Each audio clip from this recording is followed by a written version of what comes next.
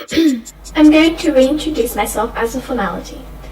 My name is Detective Rachael, speaking with the first suspect of the Lenoir murder. 17-year-old Esty Hard, student at Dane Academy, one of 3 students staying here over the holiday break. Staying with you is Iris and Theodore Ashford, all under the supervision of Violetta Lenoir. Esty, 3 days ago, on New Year's Eve, Headmaster Lenoir was intentionally killed on the front steps of your school, where a smashed mug was found lying next to his body, ending his life through the form of poison. There was no trace of an assailant, which is why I ask you to describe to me the details from your perspective of what happened that day of the assassination. Well, it was New Year's Eve, and with our parents' particular lifestyles, Theodore, Iris and I were informed that we weren't required to return home for the break. This was an issue considering we don't see our parents much living here anyway. Had you seen Mr. Lenoir that day before the incident? Well, now that you mention it, I did pass Mr. Lenoir around noon. He was always a polite man. I never really knew much about him, but he wasn't the sharpest person I knew. You'd see him walking around the school sometimes, but he wasn't someone you'd regularly bump into. He had his moments. He was nothing like Mrs. Lenoir, but I had nothing against him. Funnily enough, Mrs. Lenoir is not only his wife, but also our head professor, and his assistant, whatever that means. It was getting later in the afternoon, and we were all on our own.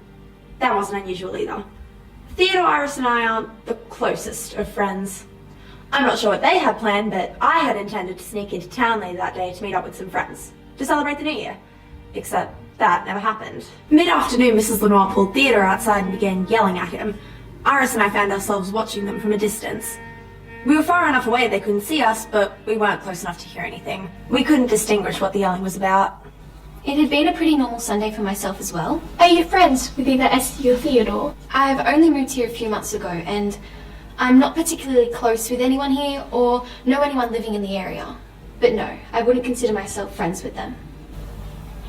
Would you care to continue describing the events of the afternoon? Sure. Well, I was reading on a usual outdoor spot on the premise. I was quite entranced with my book until I was interrupted with a smash from the other side of the school. I stood up to hear footsteps thudding through the building. I watched in confusion, seeing Esty run around the side of the building and hide out of sight from Mrs. Lenoir pulling Theodore outside. I ran and hid with her, but couldn't understand what the fiasco was about. As Mrs. Lenoir left Theodore and went back into her office, we decided to keep quiet and stay out of her way that evening.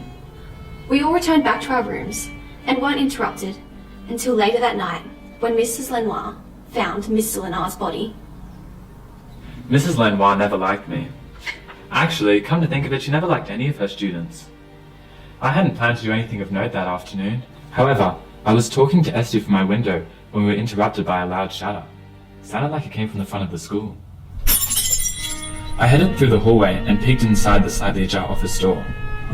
No one was there until abruptly Mrs. Lenoir rushed down the hallway, grabbed my shoulder and pulled me outside. She'd yelled at me before, but this was different. How dare you! After everything you've done and the mess you've caused me, don't think you'll get away with this. Trust me when I tell you that I won't have to put up with you lot for much longer. Theodore, would you care to elaborate on what you have previously done to cause Mrs. Lenoir to act this way towards you?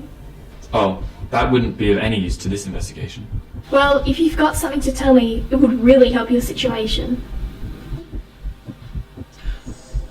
Where did you find that card?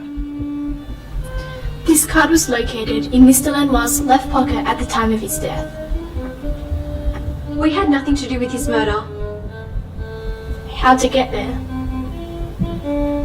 It's nothing I know about. Well, someone had to have placed it there. The last time we used that card was in our last meeting. What meeting? We had nothing to do with the murder. But she does. She controls him, and she hates him.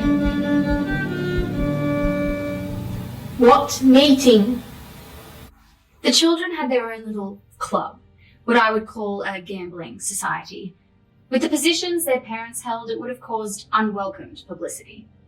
I don't know how long it had been going on for, but around 2 weeks ago, I found them in one of our classrooms, just past midnight. I had suspicion something had been going on, but catching them out was what I needed. I wanted them gone, never to return to our school. But no, James's highly unreasonable decision to keep them here has led to this. They have killed my beloved James and then tried to lie their way out of it. They're all friends. I don't care what they tell you. I'd spent my whole afternoon doing more work trying to keep their mistakes from being leaked to the media, and in return, they take his life. Oh, and that card? I caught Theodore returning the confiscated deck of cards to my office after the fact. There's no lying their way out of the owner of that card. And their selfish hearts, choosing to use the card of death. They seem to have left out a few of those details. I hadn't realised what had occurred at the time, but I was angry at Theodore. He had no right to sneak into my office. It hadn't occurred to me that my loving husband was dead until I went looking for him before dinner. It's hard to make them look innocent with all these missing pieces of information. Mrs. Lenoir, it is clear that you are also a victim in this situation.